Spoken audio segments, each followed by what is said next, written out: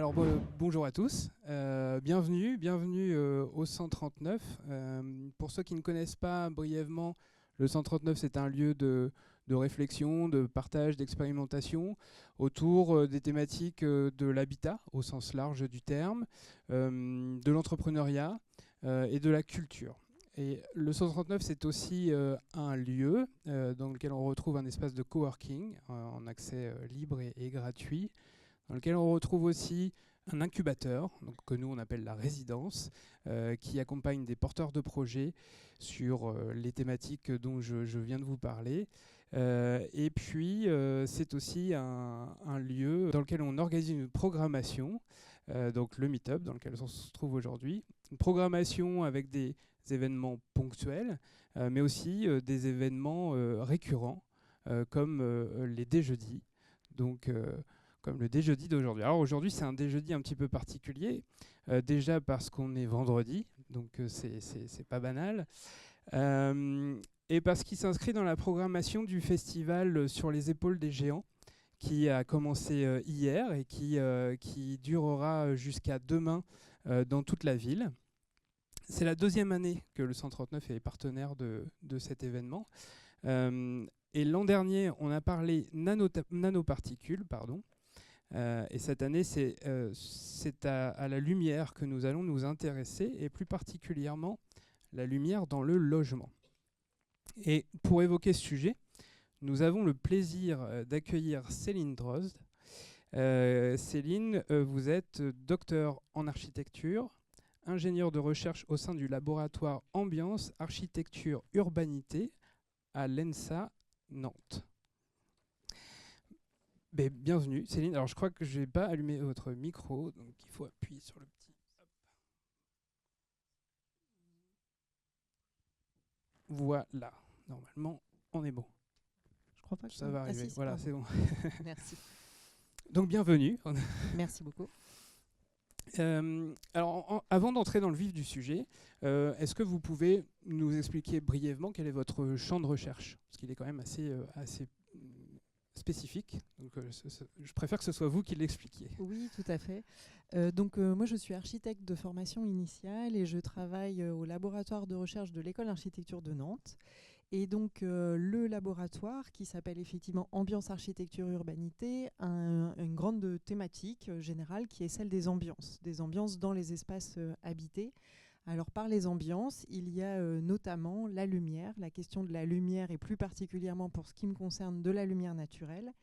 Et les travaux que je fais, en fait, que je mène, tournent autour de la lumière naturelle et de la manière dont nous l'apercevons dans les espaces que nous vivons.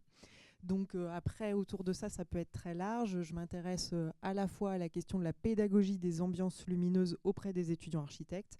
J'ai été avant d'être chercheur, j'ai été enseignante auprès des étudiants architectes. Donc cette question me porte à cœur dans mes projets de recherche.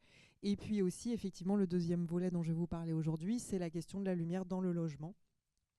Notre relation en tant qu'être humain et en tant que société à la lumière dans les espaces que nous vivons. Alors, naïvement, moi je pensais que de tout temps, on avait ouvert grand nos portes et nos fenêtres à la lumière et qu'on essayait de faire rentrer un maximum la lumière dans nos maisons. Et finalement, quand on a préparé votre intervention, vous m'avez expliqué que non, en fait. Pourquoi ? Oui, effectivement. Alors c'est souvent ce qu'on dit. On dit mais en fait qu'est-ce qu'il y a à chercher sur la lumière ? La lumière, on en a tous besoin. On veut tous la faire rentrer dans nos espaces intérieurs. Qu'est-ce qu'on a de plus à savoir sur ce sujet ? Et souvent je dis non, pas du tout. Comme vous le disiez à l'instant, notre relation à la lumière, c'est une relation qui s'est construite au cours du temps. C'est une relation sociale en fait et esthétique autour du paramètre lumineux qui a évolué. Alors rapidement, pour vous refaire un petit historique, je partirai plutôt à la fin du 19e siècle, où en fait la lumière a commencé à être prise en compte par les architectes, on va dire, à ce moment-là, via notamment les sanatoriums. On a cherché à faire entrer l'air et la lumière dans ces espaces de soins, où le rayonnement, en fait, la lumière diffusée par le ciel apparaissait comme un outil de guérison. Alors bien sûr, avant, il y a eu d'autres édifices qui faisaient rentrer la lumière à l'intérieur, comme par exemple les édifices religieux, mais là c'était plutôt pour des questions symboliques et spirituelles qu'on faisait rentrer le soleil à l'intérieur des églises, par exemple. Mais vraiment pour ce qui est plus de l'architecture ordinaire et du quotidien, c'est vraiment les sanatoriums fin 19e, début 20e qui ont commencé à faire entrer la lumière dans les espaces intérieurs. Et puis cette relation a évolué tout au cours du XXe siècle en fonction de différents événements qui ne tiennent pas du tout lieu qu'à l'architecture, au contraire, l'évolution des techniques qui a permis bien sûr d'ouvrir les fenêtres et de faire des ouvertures de plus en plus grandes, des vitrages plus importants pour laisser entrer la lumière, mais aussi l'évolution de la médecine, en fait, assez bizarrement, mais on a cherché à ouvrir les espaces pour faire rentrer l'air et la lumière à l'intérieur, de manière à évacuer, en tout cas minimiser, on va dire, la diffusion des maladies et notamment de la tuberculose dans les espaces intérieurs. Donc cette relation-là, elle s'est construite au cours du temps. Alors ce que j'ai pas dit, c'est qu'au contraire, avant le 19e siècle, à la fin du 18e, après la Révolution française, les maisons, le logement d'une manière générale, les constructions étaient imposées sur la taille et le nombre de fenêtres sur leur façade. Donc c'est la raison pour laquelle on a réduit de plus en plus au cours du temps la taille des ouvertures, que ce soit les fenêtres ou que ce soit les portes. Et cette loi cet impôt a été d'actualité, n'a été supprimé qu'en 1926 en fait, donc vraiment dans le premier tiers du XXe siècle, sous la pression des hygiénistes et notamment des architectes qui ont fortement appuyé pour que cet impôt soit supprimé, qui paraissait assez injuste et qui allait à contre-courant des grandes découvertes qu'on faisait en médecine, qui laissaient penser effectivement que l'air et la lumière permettaient la guérison, en tout cas favoriser des conditions d'hygiène favorables pour limiter la propagation des virus et des bactéries. Je vous en prie. Non, j'allais dire, donc ça, effectivement, donc voilà, déjà à cette période-là, il y a eu un tournant fin 19e, début 20e, autour de notre relation à la lumière. Puis ça a continué à évoluer au cours du temps. Donc premier tiers 20e, on est dans la période hygiéniste. Donc effectivement, on va ouvrir, c'est une architecture qui va s'ouvrir sur l'extérieur, on va ouvrir les fenêtres. Et au fur et à mesure, alors dans les années 1940, il va y avoir la découverte de la pénicilline qui va permettre donc de guérir en fait des maladies qu'on ne savait pas guérir auparavant. Mais en architecture et d'ailleurs aussi à l'échelle urbaine, on va garder cette volonté d'ouvrir les logements, notamment les espaces intérieurs sur l'extérieur, en faisant rentrer pas seulement l'air et la lumière, pas seulement la lumière qui nous vient du ciel, mais aussi directement le rayonnement solaire dans les espaces intérieurs. Et c'est dans cette période qu'on va voir apparaître, par exemple, vous connaissez sans doute les différentes versions des cités radieuses de l'architecte Le Corbusier. Il y en a plusieurs, mais elles reposent toutes sur le principe de cette relation-là de l'architecture au soleil, au rayonnement solaire, qu'on va faire entrer dans les espaces intérieurs. Grâce à une orientation du bâtiment qui soit favorable à l'exposition solaire. On va plutôt chercher, alors il y a tout un débat que je ne vais pas retranscrire ici, mais il y a tout un débat autour de quelle est l'exposition solaire la plus favorable pour un bâtiment. Certains architectes vont plutôt prôner l'orientation nord-sud, d'autres est-ouest, qui permettent donc d'avoir le plus d'ensoleillement maximum à l'intérieur des espaces et donc sur nos corps. Donc il va y avoir tout un débat autour de la meilleure implantation des bâtiments. Et puis ensuite, on va voir dans les années 50-60, donc dit le tournant héliotropique de l'architecture, on se tourne vers le soleil. On va avoir une recherche d'exposition de l'architecture, mais d'exposition des corps aussi au soleil. Donc c'est par exemple la démocratisation du bronzage, ça se traduit aussi par ça. C'est l'apparition de l'ambre solaire de L'Oréal, des lunettes Ray-Ban, etc. que nous connaissons toujours. Donc ça c'est vraiment l'architecture au soleil dans ces années-là. Et après, vous me disiez qu'il y avait le tournant des années 80. Effectivement. Alors, à partir, je simplifie parce qu'on a peu de temps, mais Tout en à fait. gros, à partir des années 80, effectivement, en fait, suite aux crises pétrolières des années 70, on va avoir une autre relation à la lumière et au soleil dans l'architecture. Alors déjà, le soleil va apparaître non plus seulement comme une certaine source de bonheur et de bien-être, on va commencer à parler des effets néfastes du soleil. Donc c'est la découverte des cancers cutanés, on va commencer à parler aussi davantage du trou dans la couche d'ozone. Donc en fait de tous les effets un peu négatifs du rayonnement. Et donc à partir de ce moment-là, on va voir aussi dans l'architecture se développer la question des économies d'énergie, qu'on connaît bien sûr bien aujourd'hui.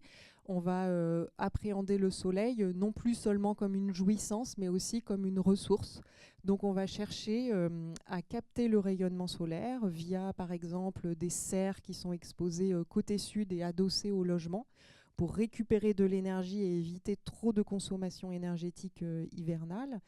Le soleil apparaît à ce moment-là et ça se traduit dans l'architecture comme plutôt à la fois une ressource. C'est effectivement les années 90 aussi les premiers panneaux solaires qui sont connectés au réseau. Donc là, le soleil intervient comme une ressource, apparaît comme une ressource, mais c'est aussi quelque chose dont on va chercher à se protéger à certains moments. Donc on voit également des protections solaires qui vont se développer de plus en plus. On va essayer de réguler notre relation au soleil. Aujourd'hui, on est, pardon, on est toujours dans cette logique-là, le soleil comme ressource, comme peut-être un apport de confort, mais aussi quelque chose dont on doit se protéger. Oui, tout à fait. En fait, notre relation actuelle au soleil, je dirais, elle est vraiment saisonnière. En fait, on va la réguler en fonction des saisons. On va toujours, comme je le disais à l'instant, chercher à faire entrer le maximum de soleil pour économiser de l'énergie l'hiver. Mais on va aussi chercher à s'en protéger de plus en plus l'été. C'est les différents épisodes de canicule qu'on connaît, pour atteindre le confort estival aussi de nos logements, plus particulièrement. Donc notre relation au soleil va beaucoup varier, mais par contre la dimension ressource du soleil et un peu privatisation de ce rayonnement solaire apparaît aussi avec le développement des panneaux solaires, où chaque logement, chaque maison plus particulièrement, va faire l'objet d'un potentiel solaire en fait, en termes de gains et de ressources économiques tout simplement. Donc on voit bien l'adaptation de l'architecture aux enjeux actuels, de changement climatique, d'adaptation. Il y a un autre enjeu dont on parle beaucoup dans l'immobilier, dans l'aménagement du territoire, etc. C'est la zéro artificialisation nette des sols. Donc ça se traduit par une densification des constructions et notamment de l'habitat. Comment est-ce qu'on gère finalement, quels sont les enjeux de l'architecture vis-à-vis de cette finalement nouvelle problématique ? Oui, alors la densification, c'est pas récent, parce que les villes moyenâgeuses avaient même par exemple les logements haussmanniens ont une très forte densité. Mais c'est vrai qu'aujourd'hui, avec cet accès au soleil qui nous paraît comme étant presque un droit, la question de la densification est un enjeu qui revient souvent. Alors, il n'y a pas tellement, je dirais, de réponse évidente et à faire, si ce n'est que ce qu'on voit se développer aussi, ça va être des systèmes qui vont permettre de conduire le rayonnement solaire. Alors ça existait déjà plutôt à la période hygiéniste, donc dans les années 30, 1930. Ces systèmes qui paraissaient comme utopiques de robinets solaires. C'est-à-dire qu'il y avait des architectes et urbanistes qui dessinaient des projets où la lumière et le soleil étaient considérés comme un fluide, comme l'eau en fait. On captait la lumière en toiture et grâce à des tuyaux, on l'amenait jusque dans les profondeurs, là où le bâtiment n'a pas accès à la façade et là où le rayonnement est plus difficile à atteindre. Donc on voit plein de projets comme ça, dont celui de Guy Rottier avec des robinets. On éteint, on allume le soleil comme on fait avec notre robinet à eau. Alors aujourd'hui, ce n'est pas sous forme de robinet, mais ce qu'on peut voir apparaître pour le logement et d'une manière générale pour le grand public, c'est par exemple les propositions de conduits de lumière ou de lumiduc, qui sont en fait des installations de tuyaux qu'on peut mettre en toiture ou en façade, qui sont recouverts à l'intérieur du tuyau de matériaux qui sont très réfléchissants et qui permettent effectivement d'apporter le rayonnement jusque dans l'espace où on n'a pas directement accès à la façade. Néanmoins, ça reste des dispositifs qui sont vraiment très ponctuels, qui apportent des points de lumière dans des espaces de circulation à l'intérieur des immeubles par exemple ou dans les espaces secondaires qui sont éloignés de la façade. Ça apporte des points lumineux ponctuels mais qui sont intéressants parce qu'ils évitent d'avoir recours à un éclairage artificiel. Après, aujourd'hui, on en parlait à l'instant, il y a des questions de santé aussi autour de l'accès au rayonnement solaire.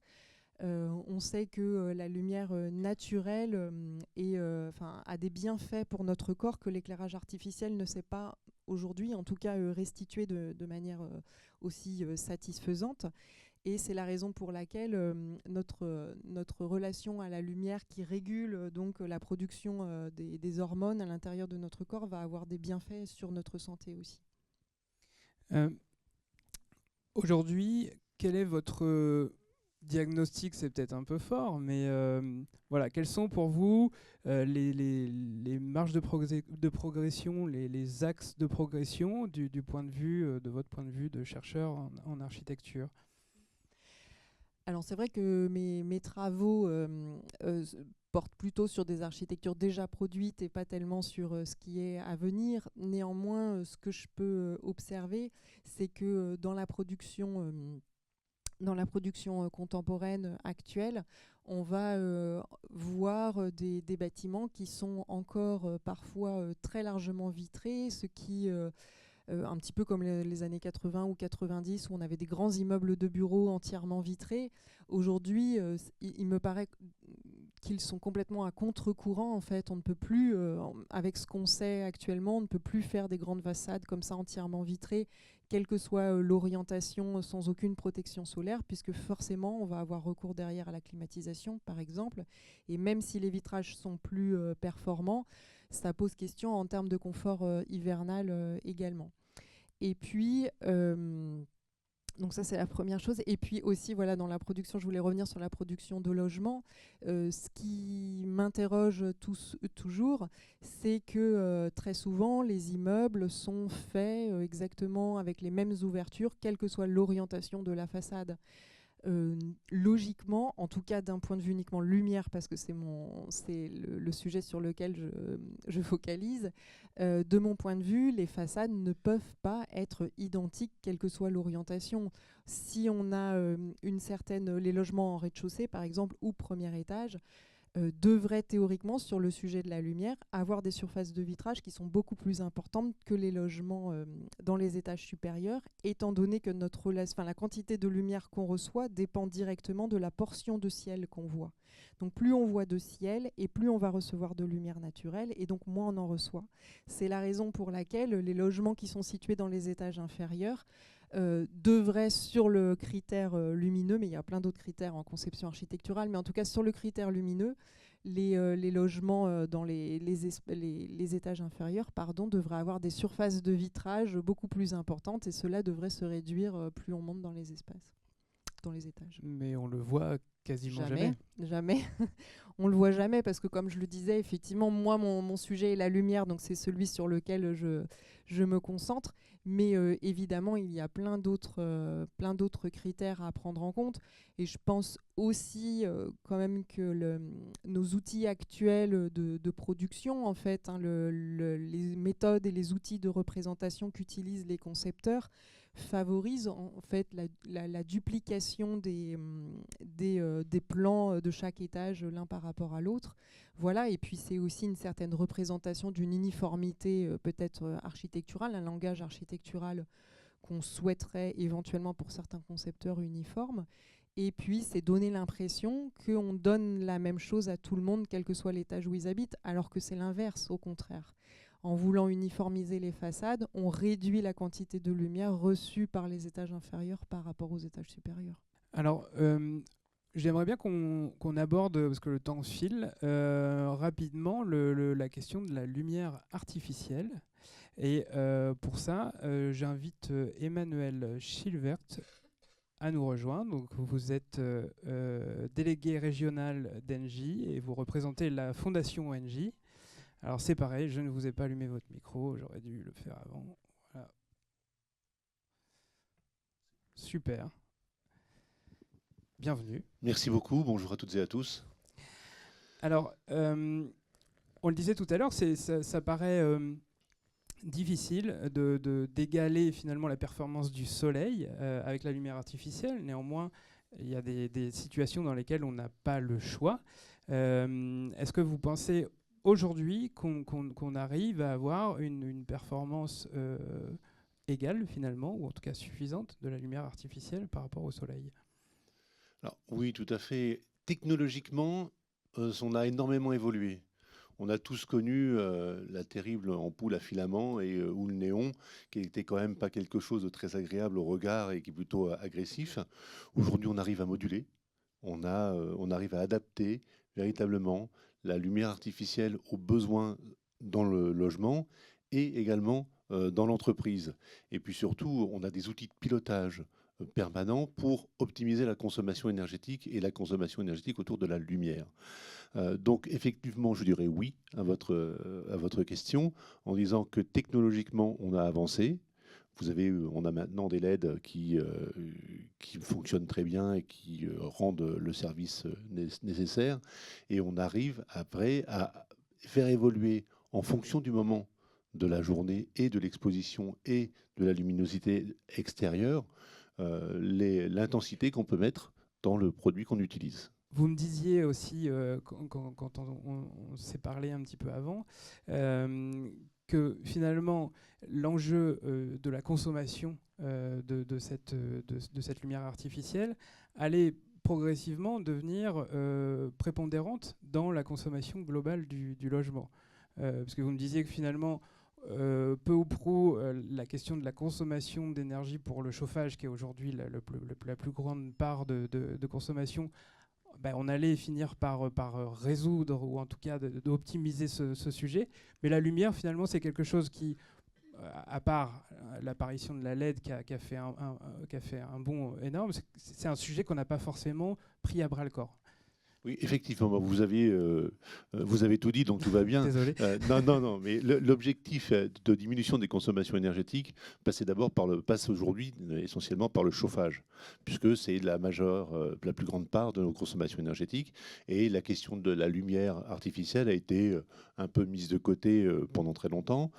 Il y a eu une première rupture technologique avec l'apparition des LED. Donc déjà, on a diminué la part de la consommation due à la lumière artificielle. Et puis demain, comme on va, je le souhaite et je l'espère, vers une diminution drastique des consommations énergétiques dans les logements, on va avoir une place de la lumière artificielle qui sera mathématiquement de plus en plus importante. Et donc, il faut qu'on arrive à également aujourd'hui changer la façon dont on utilise cette lumière artificielle, en changeant le matériel au fur et à mesure, donc en faisant disparaître nos vieilles ampoules, les néons, tout ce qu'on peut avoir qui date d'un certain nombre d'années, en passant par des systèmes à LED, et également piloter, diminuer cette intensité et être capable de bien gérer cette lumière artificielle. Donc oui, la part de la lumière artificielle va devenir un peu plus importante, mais il faut juste se dire que ce n'est qu'une phase, parce que demain, on va avoir des outils qui vont nous permettre de bien piloter ce fluide. Une dernière question. qui du coup peut-être s'adresse à tous les deux. Quelle est, on voit bien l'évolution qui va vraiment dans le bon sens, mais quelle est la limite, et vous l'avez un peu effleuré tout à l'heure, Céline, quelle est la limite de l'éclairage artificiel, et est-ce que cette limite va pouvoir être franchie un jour? Oui, pour moi, l'éclairage artificiel reste un complément à l'éclairage naturel. C'est d'abord, dans la conception des logements, c'est d'abord l'éclairage naturel qui est à favoriser, et ensuite, quand effectivement on n'a plus de source extérieure de lumière naturelle, l'éclairage artificiel prend le relais. Mais je pense que là où ce vers quoi on avance déjà et qu'il faut continuer dans cette direction, c'est vraiment de penser l'éclairage artificiel comme un relais. Ensuite, l'éclairage artificiel, dans ces moments-là où on n'a pas d'autres solutions, dans le logement en tout cas, me paraît évidemment intéressant et indispensable, ça c'est non discutable, mais ne remplit pas, quand on y est exposé en tout cas tout le temps, ne remplit pas complètement ce que l'éclairage naturel peut nous apporter, et notamment sur les questions de santé.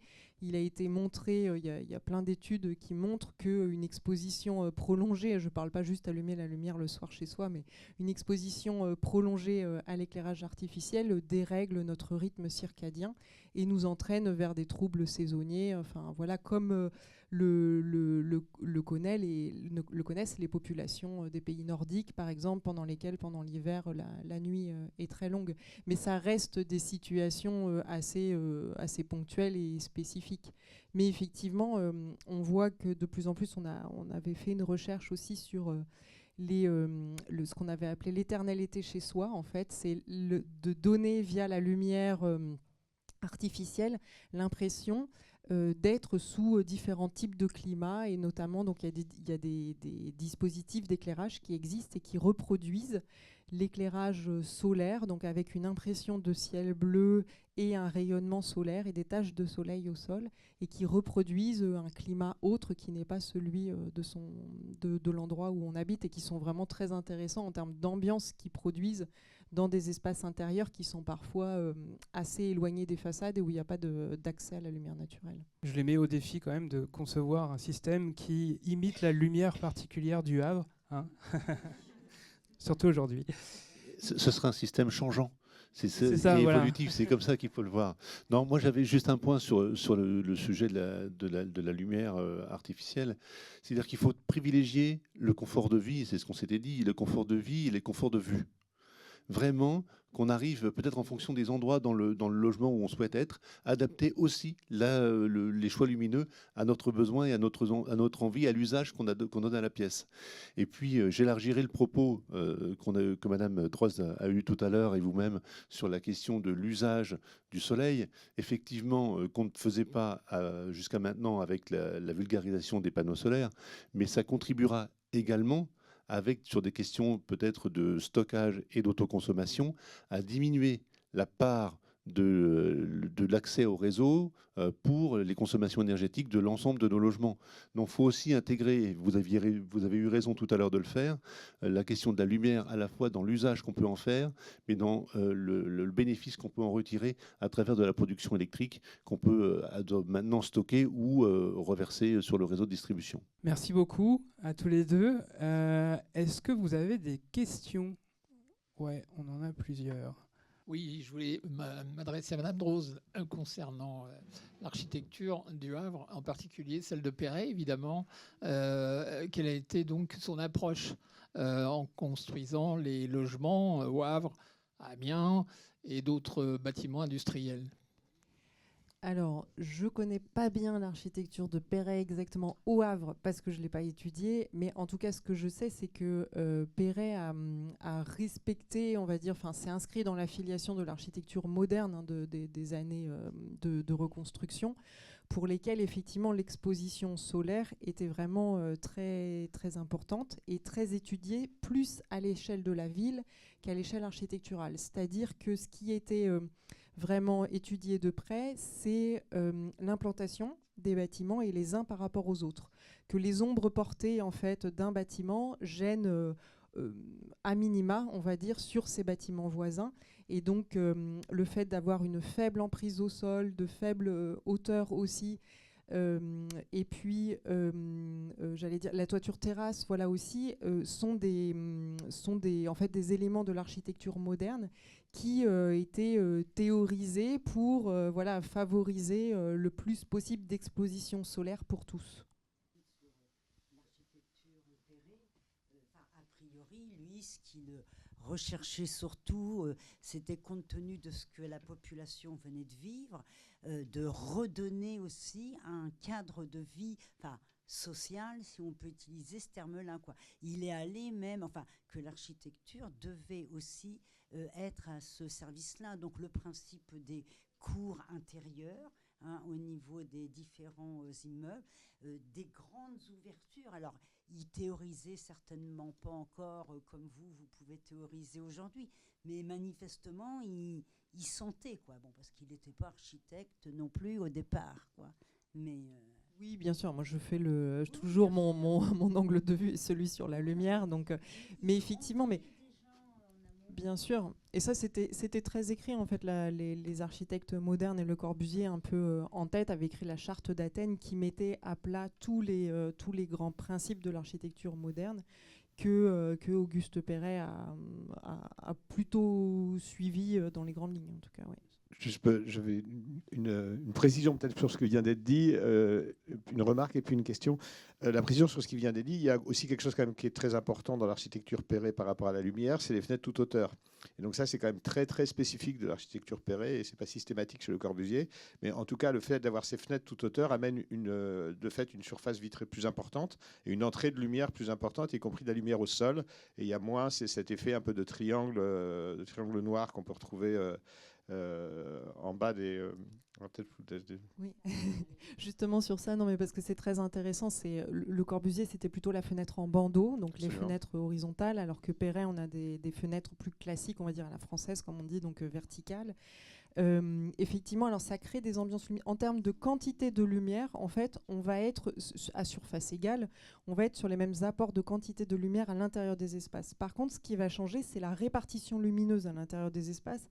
Et ça, c'est très intéressant. Effectivement, la fenêtre en bandeau va plutôt avoir tendance à créer une partie sombre ou noire en dessous de la fenêtre, mais à amener la lumière plutôt en profondeur dans l'espace. Tandis que les fenêtres verticales vont plutôt avoir tendance à créer une impression de sombre lumière, donc plutôt quelque chose qui tient du contraste ou en tout cas du rythme vu de l'intérieur en tout cas, créer un rythme en fait entre des parties très éclairées, les fenêtres, et puis l'espace de mur qui se situe entre chaque fenêtre avec une lumière qui est comme ça qui est plus hétérogène dans ce qu'elle crée dans l'espace intérieur. Tandis que la fenêtre en bandeau va avoir tendance à produire plutôt une ambiance homogène, lumineuse à l'intérieur de l'espace.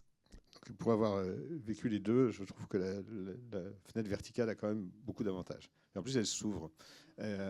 Donc, ça, c'est une chose. C'était vraiment une remarque. J'avais une autre remarque, en réalité, par rapport à ce qui vient d'être dit sur la consommation électrique, notamment de la lumière artificielle. La lumière artificielle précédente, enfin, les versions de lumière artificielle précédentes qu'on avait dans l'ère moderne, notamment avec les ampoules à incandescence, leur efficacité énergétique était pas très optimale parce qu'elle générait de la chaleur. Donc il y avait une autre forme d'énergie que l'énergie lumineuse qui était produite. Aujourd'hui, on est parfaitement optimal de ce point de vue-là. C'est-à-dire qu'une LED, ça chauffe très très peu. Donc on est à 100% globalement de rendement énergétique. Donc toute l'énergie qui est consommée va se transformer en lumière. Donc globalement, on n'a pas grand-chose à gagner là-dessus. On va gagner très très peu. On va gagner peut-être avec de la réflexion lumineuse à des endroits avec des surfaces qui vont un peu moins l'absorber, des choses peut-être un peu type miroir ou autre, mais en tout cas, on sera vraiment sur le marginal. Vous parlez de pilotage, donc effectivement, ça c'est important, d'éclairer un peu plus ou un peu moins. Mais à mon avis, quand même, aujourd'hui, effectivement, vous l'avez bien noté, comme la valeur absolue de la consommation énergétique du logement va baisser, la part de l'éclairage va augmenter, mais par contre, la valeur absolue de l'éclairage, lui, elle ne bouge pas.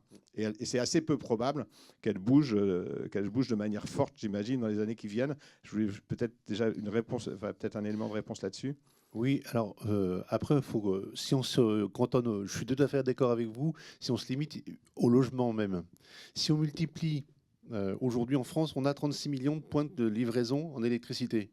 Si on arrive à mieux piloter nos consommations d'éclairage, ne serait-ce que de 5 ou 10%, sur l'ensemble du parc, on a un coefficient de 36 millions qui multiplie ce gain. Donc il faut voir ça dans le temps à 5, 10, 15 ans, par une évolution de la technologie utilisée. Les LED sont quasiment totalement déployés aujourd'hui. Et je suis d'accord, il n'y aura plus de gain majeur comme on a pu l'avoir entre l'incandescence et la LED. Mais il y aura, à mon avis, un gain sur le coefficient multiplicateur du point de livraison d'électricité sur les quelques pourcents qui seront encore à gratter avec le pilotage. Moi, c'est aussi ça que je vois sur le gain à court et moyen terme. D'accord, j'entends, mais c'est vrai que nous, dans notre métier de maître d'ouvrage, moi je travaille chez l'OGEO, et donc dans notre métier de maître d'ouvrage, on voit très bien que l'économie d'énergie, elle va plutôt se faire sur la machine à laver le linge, puisque elle consomme vraiment énormément quand elle tourne. Tout à fait. Plutôt que sur la lumière. Et enfin, une dernière, pour le coup, je suis désolé, je monopolise un peu la parole, mais j'ai une question vraiment pour vous. Quand on voyage, on se rend compte, alors il y a quelqu'un qui m'a expliqué ça de manière assez directe, que la température de couleur des éclairages varie considérablement selon les régions dans lesquelles on se situe. Typiquement, si vous êtes dans une région très ensoleillée, on va avoir une température de couleur dite très froide, c'est-à-dire qui se rapproche le plus de celle de la lumière du jour, donc qui se rapproche le plus de celle de la lumière du soleil à midi, on va dire. Et inversement, quand on va dans des pays où il y a moins de lumière, donc dans les pays par exemple du nord de l'Europe, on va avoir des températures de couleur plus chaudes et aussi des niveaux d'éclairage plus faibles.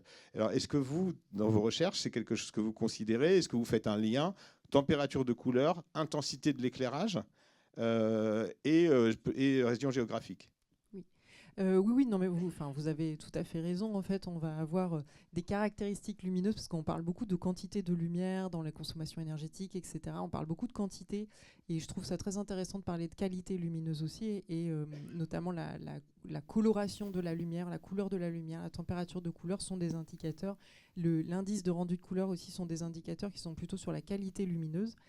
Alors après, moi, mes terrains d'études restent français. Donc, j'ai pas étudié effectivement les différences, on va dire, de chaque, du climat sur cet aspect-là. Mais c'est sûr que c'est une donnée. En fait, c'est une construction. Pour moi, vraiment, la lumière est une construction sociale. Par contre, ce qu'on va avoir, si je reviens quand même sur les températures de couleur, c'est notamment pour les éclairages artificiels connectés. En fait, sur la journée aussi, même sous un même climat à un point donné du globe, sur la journée, la température de couleur va changer de l'éclairage naturel. Et donc, on voit des ampoules connectées, par exemple, qui permettent de réguler aussi l'éclairage artificiel sur ce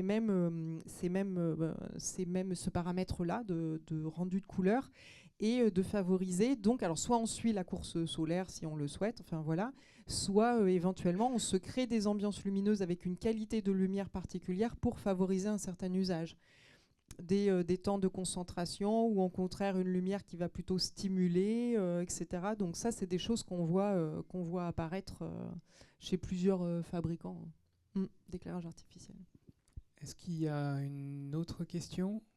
Alors, moi, j'ai 3 petites questions. La première, c'est avec les études que vous avez faites, est-ce que vous avez une sorte de brief ou de cahier des charges qu'on pourrait donner aux concepteurs de logements en disant, voilà, il y a quand même une dizaine de points immuables à respecter quand on travaille la lumière dans des opérations. Ça, c'est le premier point. Ensuite, sur le dérèglement du rythme circadien, concrètement, on parle de quoi? C'est quoi les effets sur la santé et notamment la santé mentale, peut-être? Et enfin, on a pas mal parlé du manque de lumière, de la lumière artificielle, etc. Et est-ce que finalement, on peut souffrir de l'inverse, de trop de lumière dans un logement? Ok. Alors, la première question sur le cahier des charges, c'est une question qu'on me pose souvent. Non, en fait, moi, je ne vais pas jusqu'aux préconisations auprès des concepteurs. Je ne fais pas de cahier des charges et d'études. Je ne fais pas de cahier des charges et de préconisations, vraiment très particulières. C'est pas que, je pourrais, je suppose, avec les études que j'ai faites.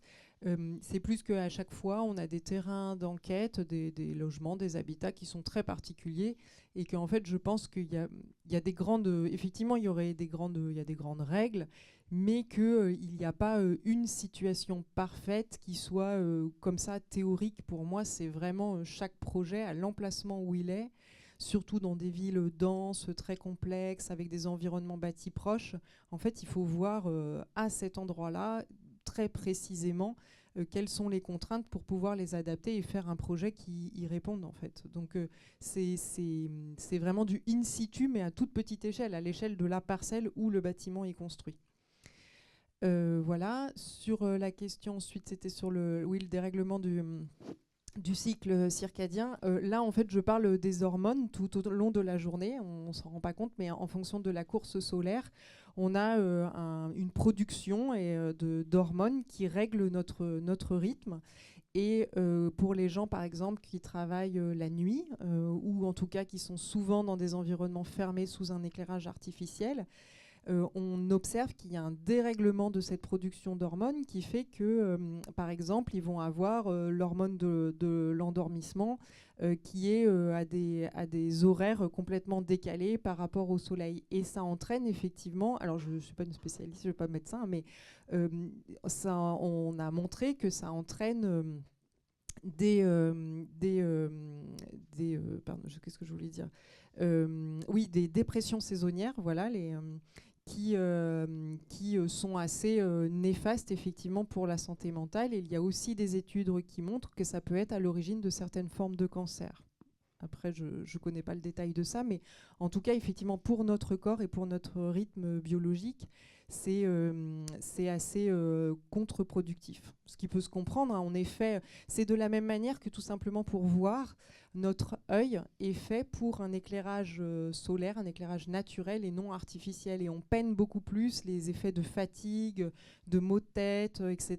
vont venir beaucoup plus rapidement sous un éclairage artificiel, qui même si, grâce à la technologie, se rapproche de plus en plus du spectre solaire, on n'est pas une composition spectrale du rayonnement de l'éclairage artificiel qui est encore exactement celle du soleil. Merci beaucoup pour tous ces éclairages, sans mauvais jeu de mots. Je vous propose qu'on continue nos échanges de façon plus informelle autour d'un buffet. Merci beaucoup à tous les deux. Merci pour votre participation.